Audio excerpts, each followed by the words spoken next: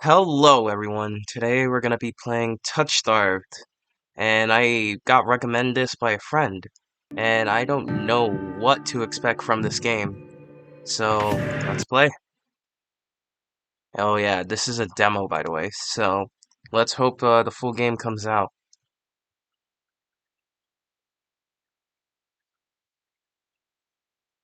Yep, that sounds valid. Yep. Oh, this is a choices game. Let's try not to make choices we regret. Left click, mouse wheel up. Oh,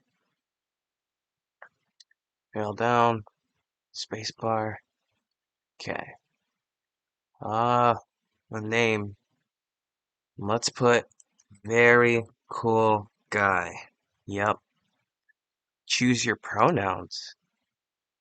Me personally, I'm fine with any pronouns, but I guess we can go with they them.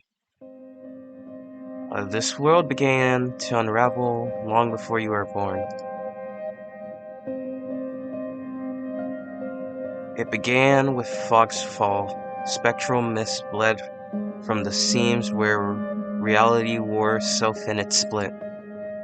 And from that fog emerged monsters, inhuman beings with unnatural powers.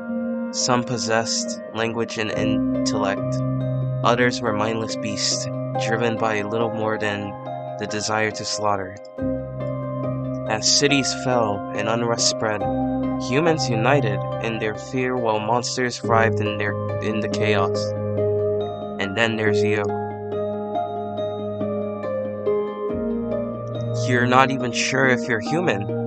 You were born cursed, with hands that alter the minds of anyone you touch. Choose your backstory. Oh, the unnamed? You were raised as an oracle in a remote temple. The priests claimed you were touch bestowed enlightenment, but a visit mage revealed your curse for what it is. Following the mage's word, you fled in search of the cenobium? You regularly experience unnatural premonitions? Oh my, I'm struggling, sorry. That rattled your body and soul. Intimate sixth sense gives you a heightened awareness, hidden supernatural presence around you. You were raised by a society outclass, criminals who accept you when nobody else would. Your partner in crime, a friend since childhood, helped you steal money for a cure, then betrayed you. Damn. They left you with your only enough coin to travel to Cenobium, your last hope. Fallen Oracle, Forsaken Thief, and Abandoned Mage. Let's go with the Thief one. Your name is very cool guy. You selected they them pronouns. Your backstory is the Hound. Is this correct? Yeah.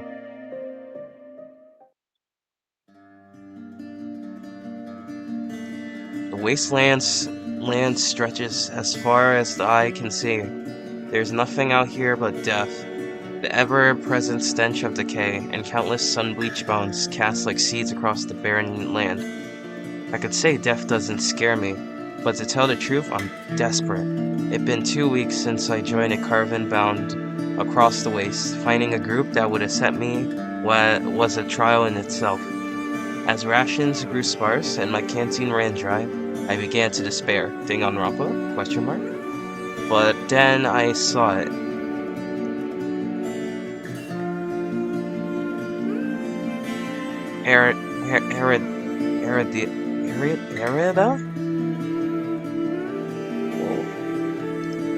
Erida, the city of knowledge, one of the last bastions of humanity left in the world, and home to the famous academy called the Cenobium.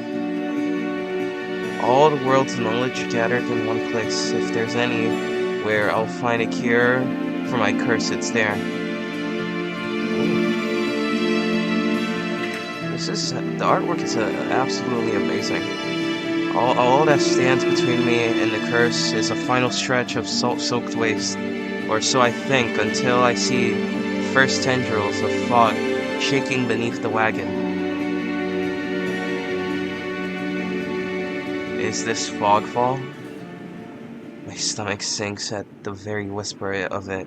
A silent storm, more devastating than fire, dangerous in cities, but a death sentence beyond them. A thick blanket of fog engulfs us.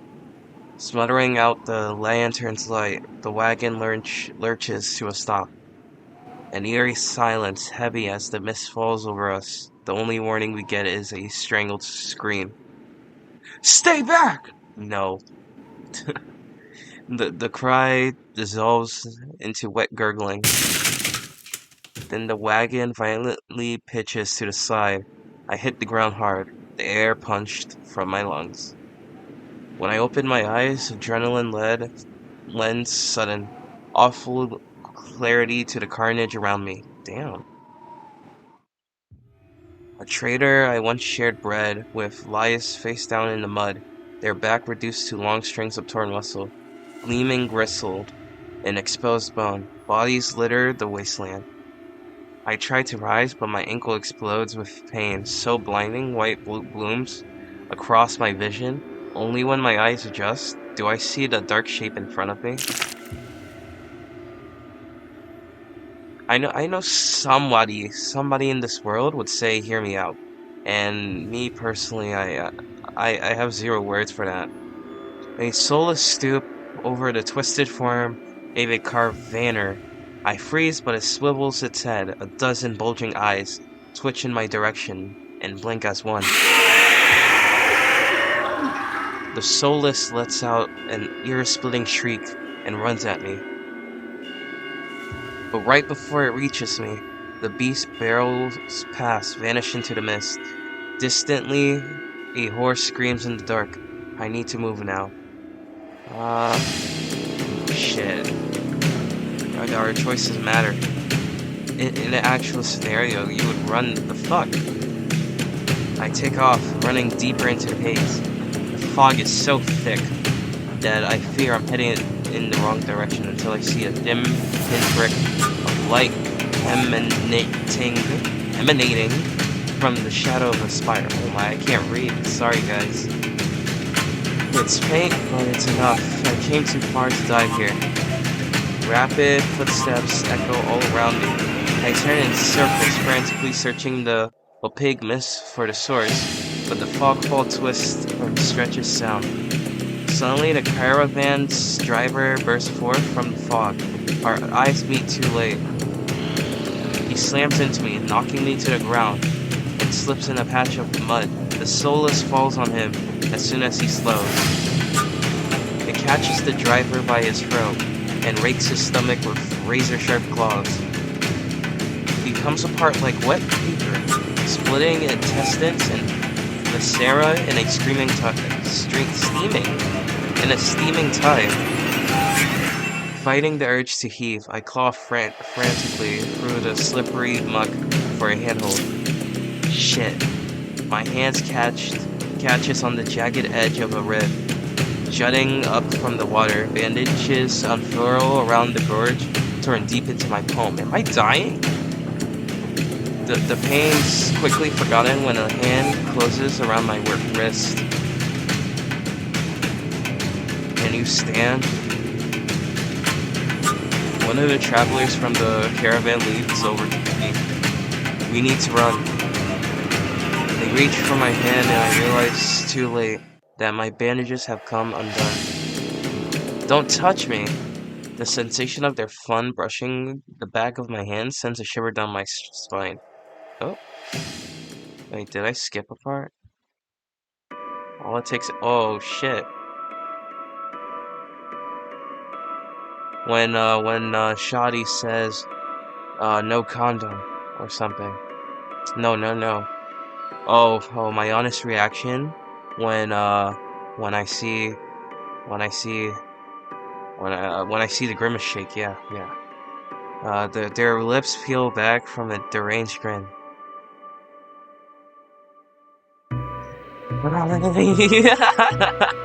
What the fuck? No, I've seen this face countless times before. This is my curse, madness of my own making. Their grip on my hands tightens until pain radiates from my knuckles. Let me... Suddenly, clammy hands crush my throat, choking off my breath. Die.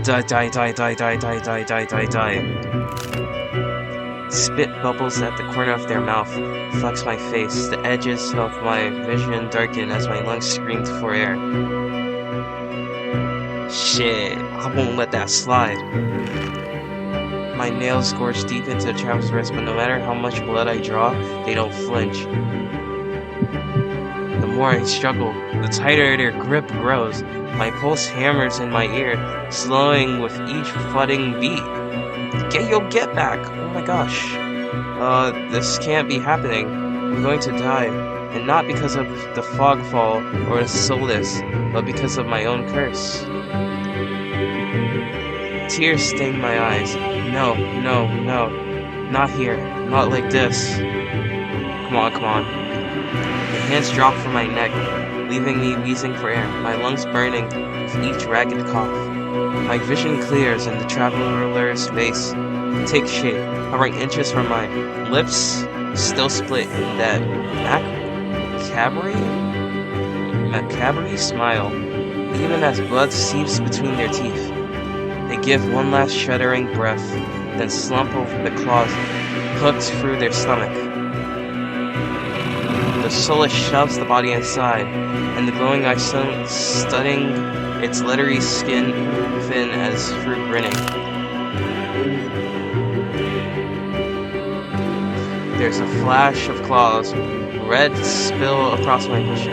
I thought there would be pain, but as I sink into the murky water, all I can feel is the grit of slit filling my mouth, and an icy embrace of shallow water. Distantly, I notice an arm resting among an outcrop of reeds, mine neatly severed at the elbow. It shouldn't have taken both arms. Without them, maybe I could have survived. Maybe I could have had a home. Wait, I die? Instead, I die cold, alone, and face down in a desolate wasteland. Fitting end for a monstrosity like me. Is this fucking game over? If this is death, it's not as bad as I fear. The cold is gone, as is the choking stench of bog water. I could drift forever, cocoon in oblivion, until all thought and sensation vanished. No curse, nobody howling at me in madness and terror, nothing at all. The thought has a terrible appeal to it. The next moment, I take a reflective breath. Air pours through my lungs, then out again in a ragged gasp. Feeling comes flooding back, warm cloth on my bare skin, a firm surface underneath me, a strange tang of sulfur in the air. Do not be afraid. Wait, I'm alive?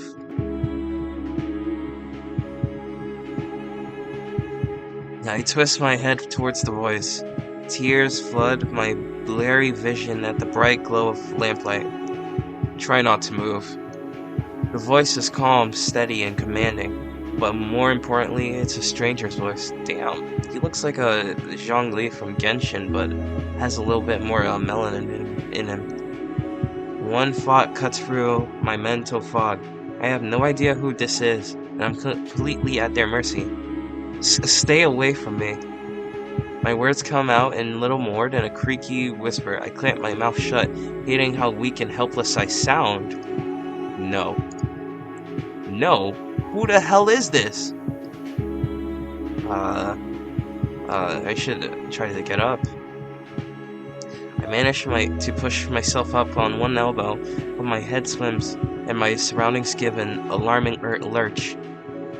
Stubborn patient. I don't have the strength to dignify that with a response. Instead, I pull the sheet up higher and wipe my eyes until my vision clears. Damn. Bro's so classy.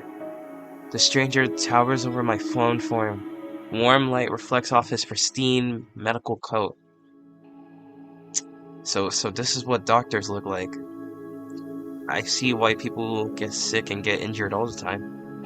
I instinctively shrink back, and then that's when I noticed that I was completely naked, except for a thin linen sheet. What the fuck? What the fuck? Naked, lying on a low cot, with a pair of sharp golden eyes, watching my every move. The man's gaze flickers to my exposed, unbandaged hands. I plunge my hands under the sheet to hide them from sight.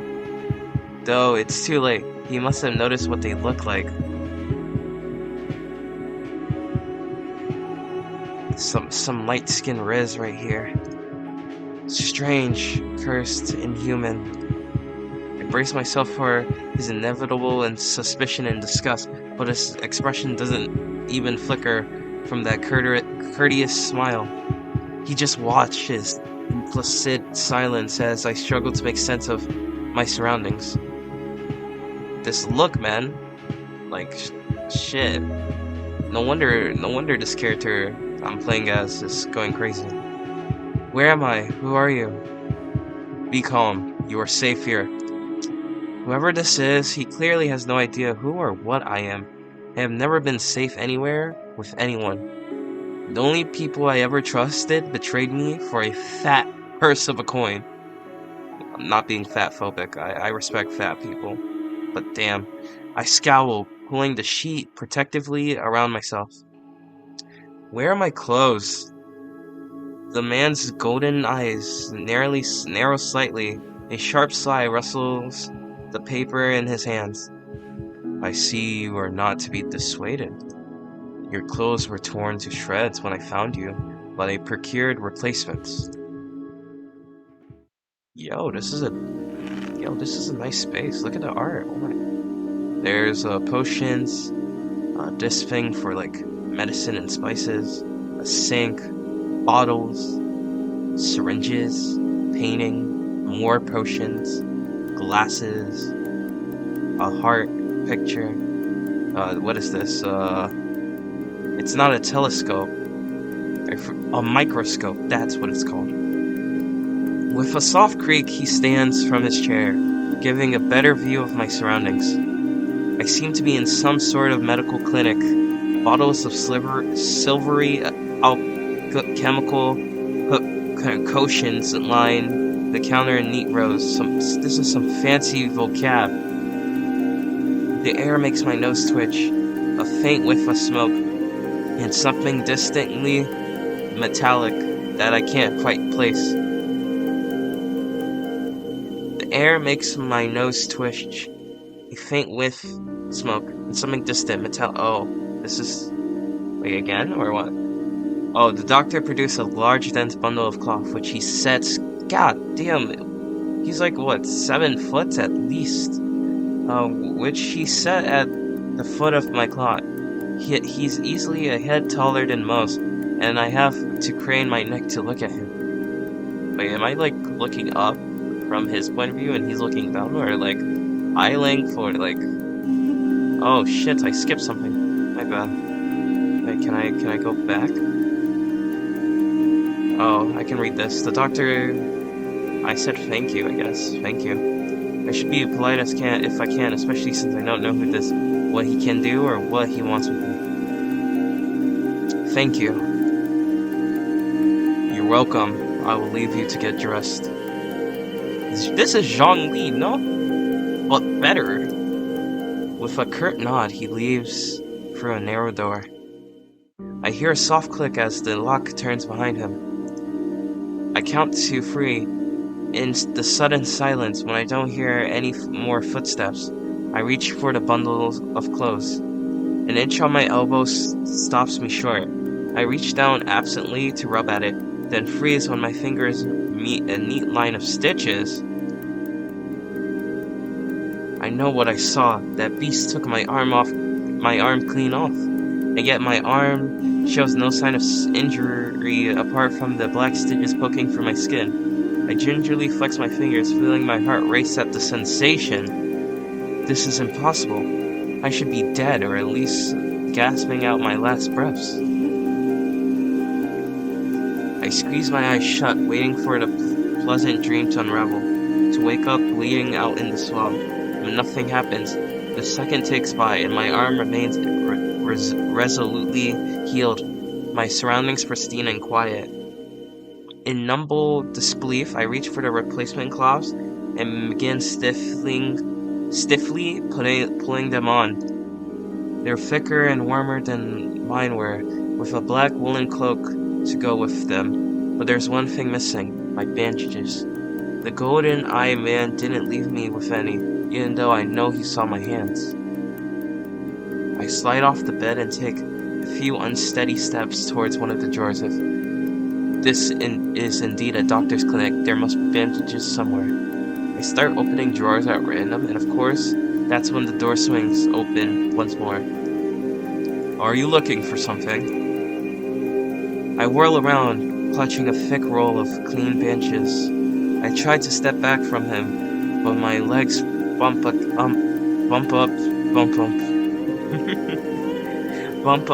against the edge of the cot.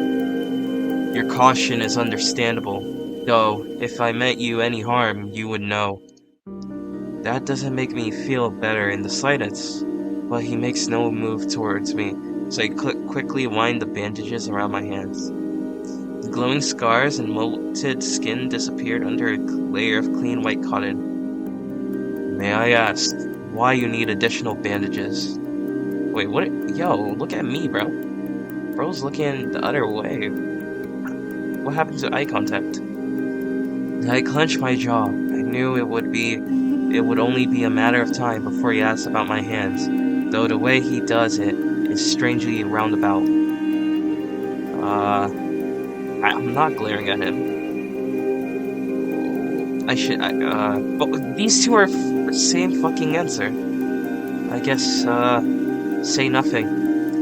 There's no answer I could give without raising unwelcome suspicion, so I just shake my head and finish tying the bandages in silence. I can only help if you tell me what ails you. An involuntary snort of laughter escapes me. Where would I even begin? Would he even believe me if I told him? No, best to keep my curse to myself for now, and learn more about him at first. Who are you? You may call me Kuros. And where exactly am I? Eridia, which I assume was your caravan's destination. I could think of nowhere else for a group of travelers to go. Erida, so I made it to the City of Knowledge after all. I should feel relief, but all I can manage is a vague sense of increasingly unease. How did I end up here?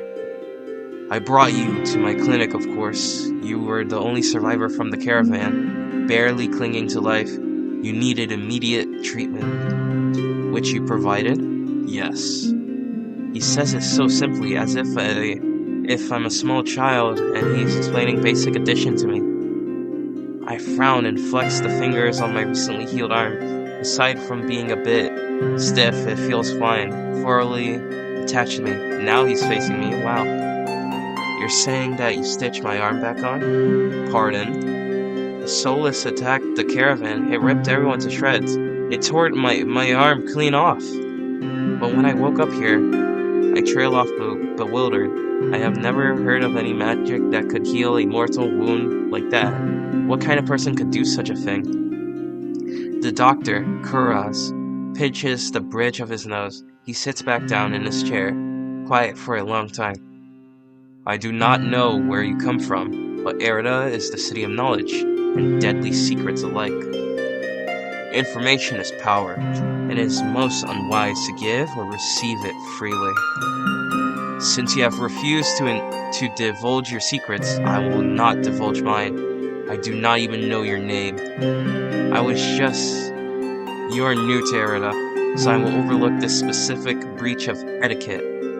However, you should not expect others to extend the same courtesy. Do you understand? He looks pointedly at my freshly bandaged hands.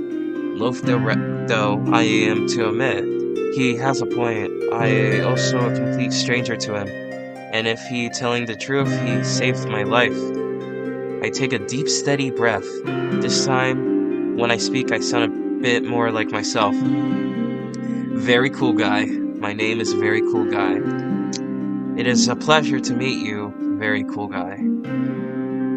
There's a little more warmth in his smile, his polite demeanor back in an instant. I should say thanks. Thank you for saving my life. A chance, a smile will return. Even if he won't explain how he did the impossible, there's no doubt in my mind that I would be dead if not for Kuras. Think nothing of it. I'm not sure if he just excessively courteous, but his words only raise more urgent questions. But I have to ask, why did you save me? You don't know me. The question seems to startle Kuras. I could hardly leave you to die in the waste. Assisting those in need is the very essence of a doctor's duty. I have never met a doctor who also handed out free clothes. My fingers find the edge of the cloak. There's a subtle, delicate embroidery pattern around the hem. I try not to think about what kind of price Kuras might ask for such well-made clothes. Sorry, I was drinking water. No, I suppose not. Forgive my poor assumption. I rarely come across so fascinating a patient. This face. That is something. I blink. What did he just say? I simply meant that few would cling to life so resolutely or brave such as a perilous journey to Erda. I could not help being curious about you, very cool guy. His voice dips to a soft murmur, and he abruptly looks away from me. You're pretty curious yourself. Am I? Well, I haven't forgotten about my arm. I googled my intact figures at him. Clearly not. But you haven't asked me for any payment either. I require none from you. Travelers do not have an abundance of coin, and it will be unethical to leave you destitute in a strange place. I fall silent, unsure what to say to that. Nobody would help a horror like me for free. There has to be some kind of catch or trick, right? A loud knock at the front door stops our conversation hold. My bad. It spares me from having to say anything else. Duty calls. Unfortunately, you are not my only patient today. The knocking grows more insistent, and Kuras let out a tired sigh. Please wait your turn. Though he says it quietly, the clamor on the other side of the door abruptly stops. Do you need anything else before you leave, very cool guy? Oh, between the soulless attack and my miraculous survival, I would almost forgotten why I came to Erda in the first place. I need directions to the cenobiome. The cenobiome? The look on his face is downright chilling. He pauses, choosing his words with cold deliberation when he speaks again. Whatever you seek, it is very unlikely you will find it here. The Cenobiome's gates open for precious view visitors. Even if they did, you would not like what you found inside. My heart sinks. Is he saying that they came all this way for nothing? Risked life and limb for nothing? No, that can't be. I have only just arrived. Erida, the large city is still standing. There has to be a cure for me here. Then if it's not the Cenobiome, where would you suggest? Do you know anyone else in Erida? I shake my head. Then I suggest a local guide. Head to the Wet Wick and ask for Leander. Excuse me, the Wet what? The Wet Wick. He sounds deeply unamused. Follow the postings advertising Leander's bloodhounds. They are difficult to miss. When you meet Leander, tell him I sent you. That isn't much to go on, but Kuras point towards the clinic's back door. You'll be safe, so as long as you don't draw attention to yourself. That's easier said than done. I have always been a magnet for the worst sort of attention. If you inquire my assistance, you may return whenever you wished. Though he's smiling, there's a note of finality in his voice. Resigned to my dismissal, I slip out the back door. I think I should continue this another time. I'm sorry to leave you on a cliffhanger, but I hope that y'all enjoyed this video. I'm gonna put in the first save file.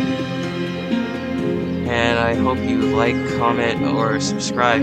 You don't have to, but at least watching my content makes me very happy. And yeah, I hope you enjoy this part of the video. Yeah. Well, not this part, but this video so far.